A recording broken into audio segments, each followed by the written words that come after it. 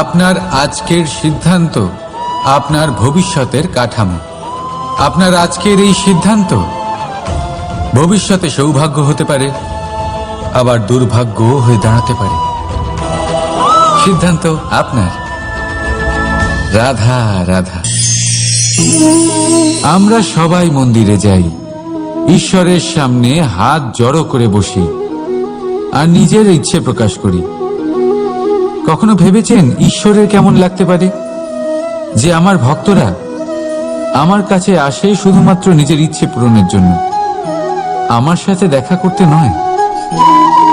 অসংখ্য লোক মন্দিরে যান নিজের ইচ্ছে ঈশ্বরকে জানানোর জন্য। যদি তাদের ইচ্ছে পূরণ না হয় তারা হতাশ হয়ে পড়েন।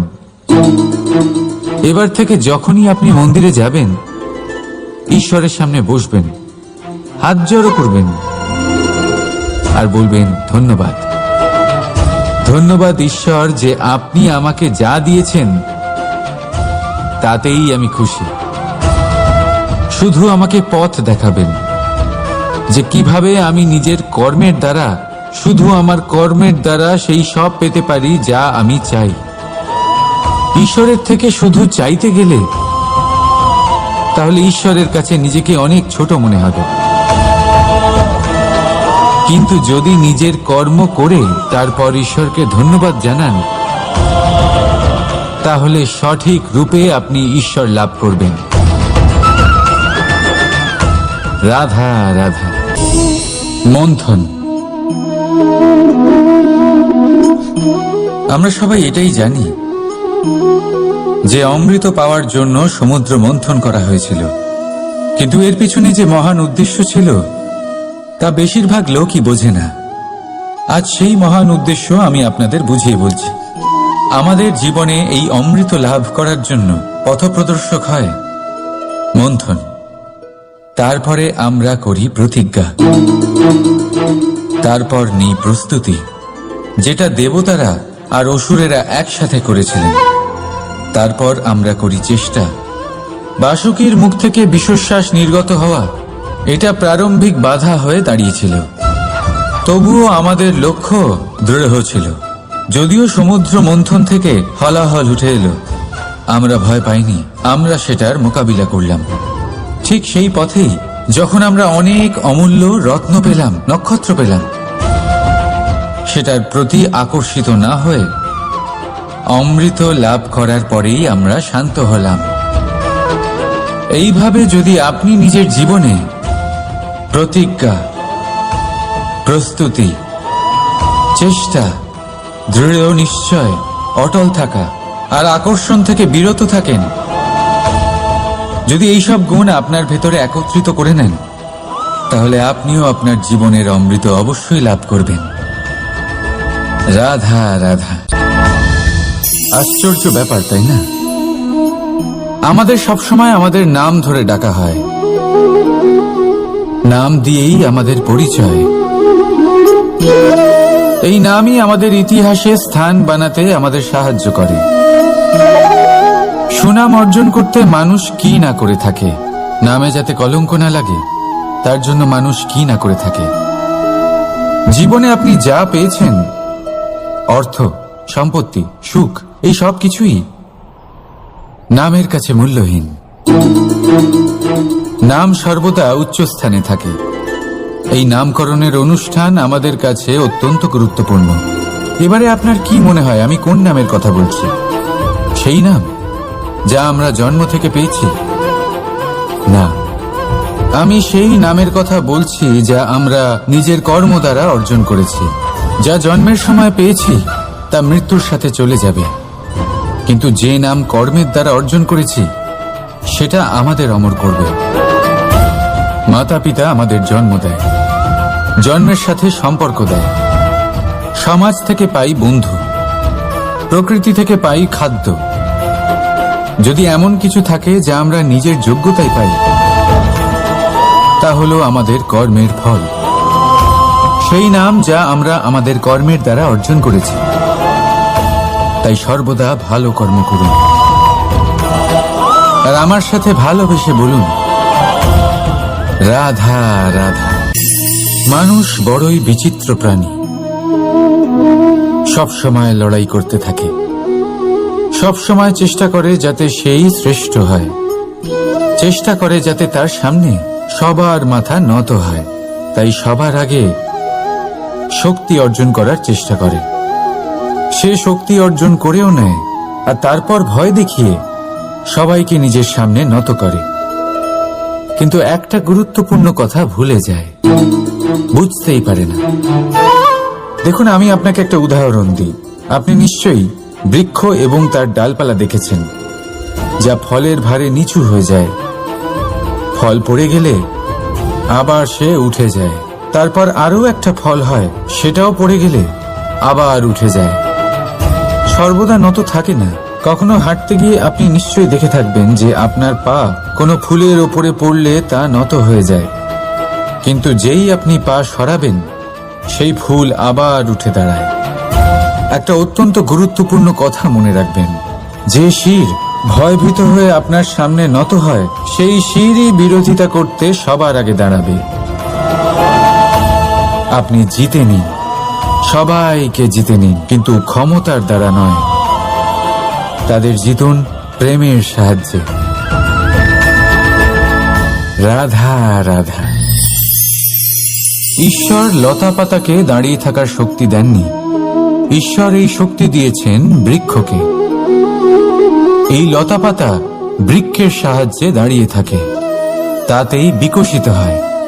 এবার এই লতা পাতা দুই ধরনের হয়। প্রথম সে যে এই বৃক্ষতে বিকশিত হয়, ফুল ফুটিয়ে তোলে, নিজেকেও সুন্দর বানায়, বৃক্ষকেও সুন্দর বানিয়ে তোলে।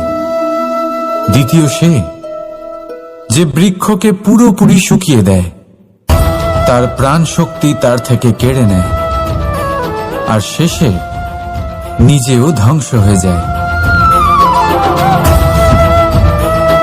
তাই মনে রাখবেন, যে ব্যক্তি সবসময় আপনার সাথে থাকে, সবসময় আপনার সম্বল হয়ে থাকে, সবসময় সে আপনাকে সাহায্য করে, আর যদি আপনি তার সাথে ছলনা করেন, আপনার অন্ত নিশ্চিত। এরকম কখনো করবেন না। সেই ব্যক্তিকে ভালোবাসা দিন, সম্মান দিন, আর আমার সাথে প্রসন্ন হয়ে বলুন, রাধা রাধা। কখনো আপনি কোনো কুমোরকে দেখেছেন যারা মাটির পাত্র বানায়? প্রথমে সে ভিজে মাটি মাখে, তারপর তাকে গড়ে, তারপর তাকে চাকায় দিয়ে সঠিক আকার দেয়। যদি আকার ঠিক না হয় তা তক্ষুনি ঠিক করে দেয়, কারণ সে এটা জানে যে একবার এটা আগুনের তাপে দিয়ে দিলে, একবার এটা শুকিয়ে গেলে তারপরে এর আকার কখনোই বদলানো যায় না। এখানে লুকিয়ে আছে একটা শিক্ষা, সমস্ত মাতা পিতার জন্য একটা শিক্ষা। মাতা পিতাও তো এরকমই হন, তাদের নিজেদের সন্তানকে সঠিক সময় মতো শ্রেষ্ঠ শিক্ষা দেওয়া উচিত। মাতা পিতা যেন কখনো তাদের বিধাতা না হতে চান, কিন্তু প্রতিটা মুহূর্তে সবসময় চেষ্টা করুন তাদের সঠিক পথ দেখানোর, কখনো কোমলতা দিয়ে, কখনো ভালোবাসা দিয়ে, আর কখনো কঠোর হয়ে। তার জীবনকে, তার ব্যক্তিত্বকে আকার দেওয়ার চেষ্টা করুন, কারণ যেমন মাটি একবার শুকিয়ে গেলে তারপর সেই পাত্রের আকার বদলানো যায় না, ঠিক সেইভাবেই আয়ুর বৃদ্ধির সাথে সন্তানের শিক্ষা কখনোই বদলানো যায় না। তা মনে রাখবেন। রাধা রাধা। আপনি কি কখনো কোনো প্রজাপতি দেখেছেন? ভালো নিশ্চয়ই লাগে। আসলে প্রজাপতি কার না ভালো লাগে? ছোট হোক বা বড়, প্রজাপতিকে সবার ভালো লাগে। এবারে ভাবুন, এই প্রজাপতির সূত্রপাত কি করে হয়? এই প্রজাপতি শুরু হয় একটা গুটি থেকে, যেখানে সে সুরক্ষিত থাকে। গুটি ভেঙে যখন সে এই সংসারে আসে, তখন একটা কীট রূপে থাকে। কীট যে ভূমির ওপরে চলাচল করে, যে বৃক্ষের পাতার ওপরে সুরক্ষিত থাকে। তারপরে তার মধ্যে আসে আরো একটা পরিবর্তন, তার ডানা গজায়।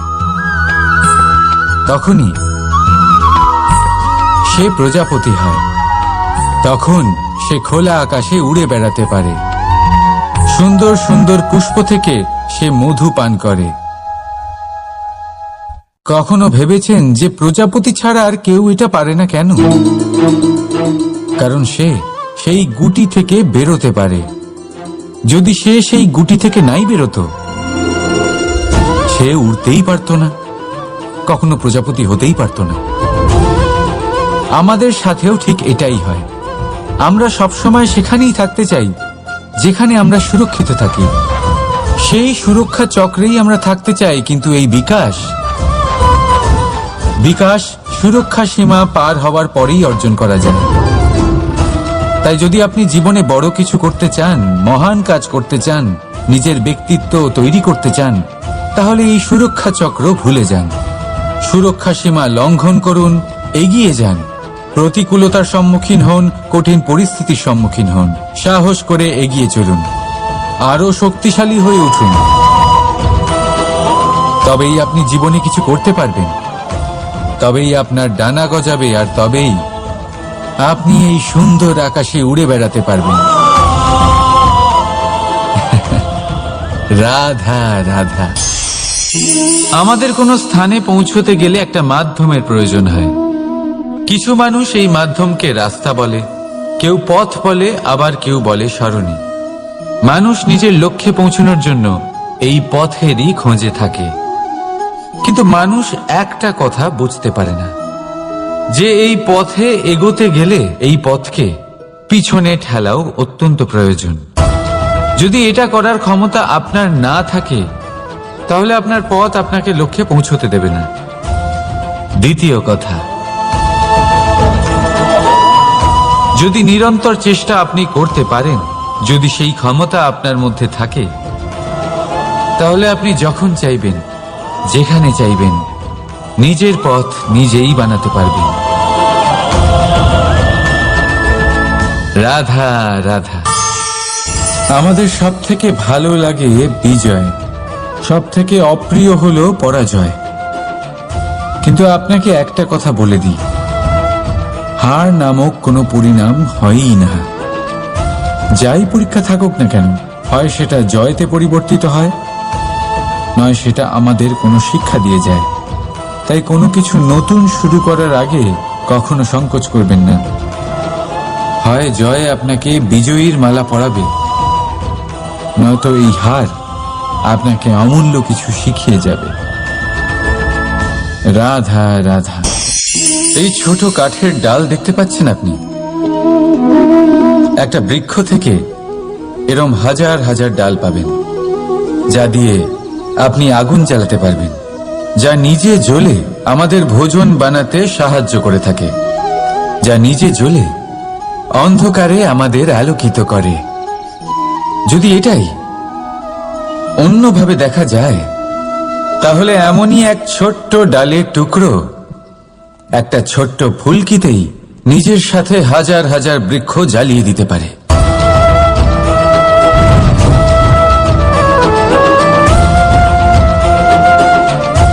পার্থক্য কোথায়?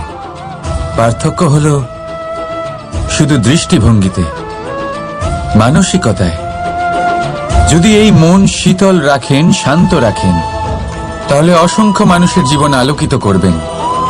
যদি ক্রোধ আর অহংকারের আগুনে জ্বলতে থাকেন, তাহলে শুধুমাত্র বিনাশ করবেন।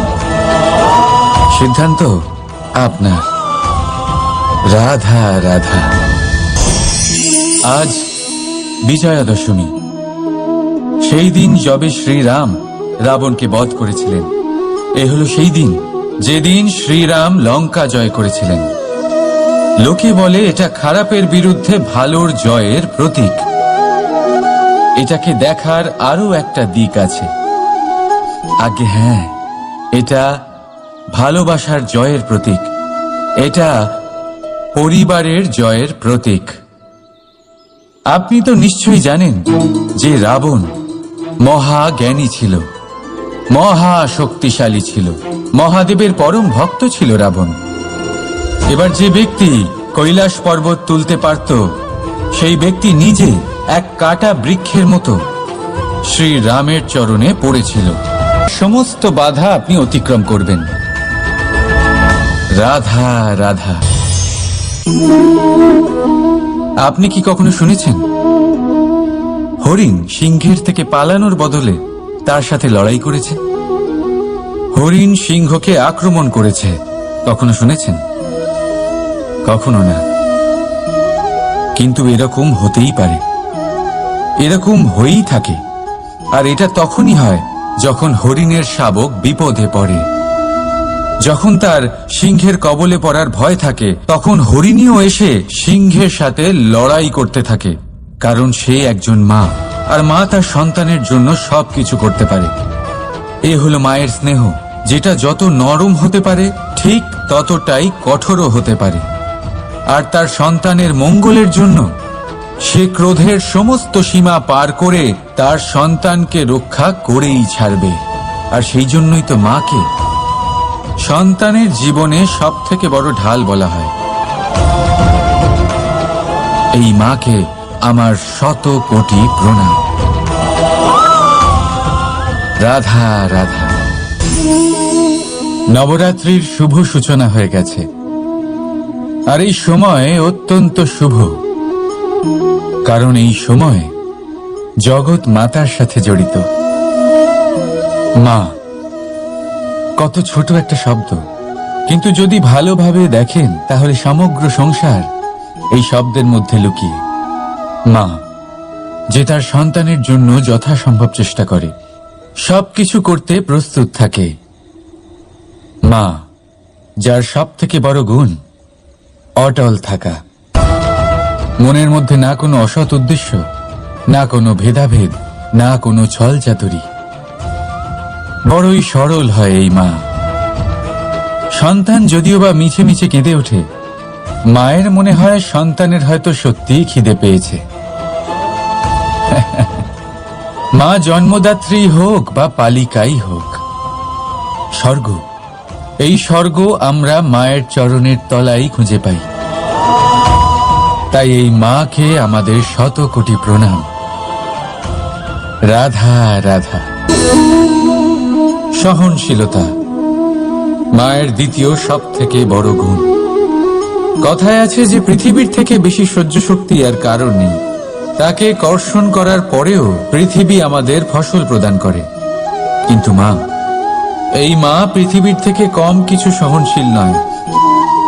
একবার ভেবে দেখুন, 9 মাস অবধি সন্তানকে নিজের গর্ভে ধারণ করে। এই সহনশীলতা কি কোনো পুরুষ দেখাতে পারবে? মায়ের আরো দুটো মহান গুণ, সাহস আর সম্বল। সাহস এটা যে সে তার সন্তানের জন্য সব কিছু করতে পারে, আর সম্বল যে সে তার সন্তানকে কখনো ভেঙে পড়তে দেবে না। একবার ভেবে দেখুন, যখনই আপনি আহত হন, চিৎকারের আগে মায়ের নাম কেন আসে? ভেবে দেখুন, যখন আপনার শক্তির প্রয়োজন পড়ে, সাহসের প্রয়োজন পড়ে, সামনের পথ আপনি দেখতে পাচ্ছেন যা অত্যন্ত কঠিন মনে হচ্ছে, তখন মুখ থেকে মায়ের নামই কেন বেরোয়?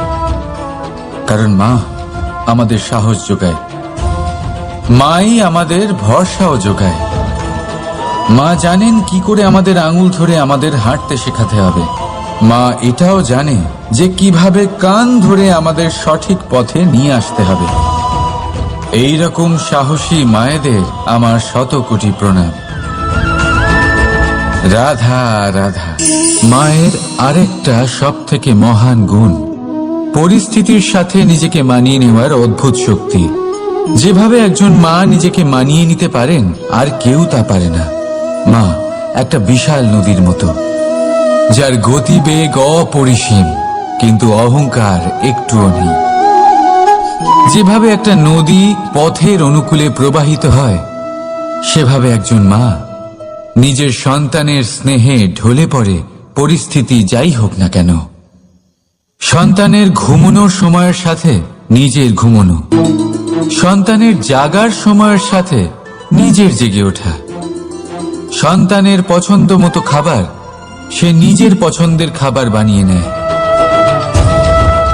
এটা মায়ের আঁচলই বটে, যা রোদে ছায়া হয়ে আসে, যা শীতে কম্বলের কাজ করে। মা মা এমন হয় যে সন্তানের যাতে ঘুম না ভাঙে সেই জন্য সে এক পাশ হয়ে ঘুমানোর অভ্যেস করে নেয়, আর পরিস্থিতির সাথে শুধুমাত্র সেই মানিয়ে নিতে পারে যে সন্তানকে প্রকৃত ভালোবাসে। এই মাকে আমার শত কোটি প্রণাম। রাধা রাধা। করুণা, করুণা সেই অনুভূতি যার থেকে এই সংসারের সমস্ত অনুভূতির জন্ম হয়, আর এই সমগ্র সংসার মায়ের থেকে জন্ম নেয়। মাই সেই ব্যক্তি যিনি করুণার সাগর। সন্তানকে দেখেই উনি বুঝে যান যে তার বিড়ম্বনা কিসের, তার কিসের প্রয়োজন। সন্তানের চোখে যদি উনি জল দেখেন, সেটা দেখেই উনি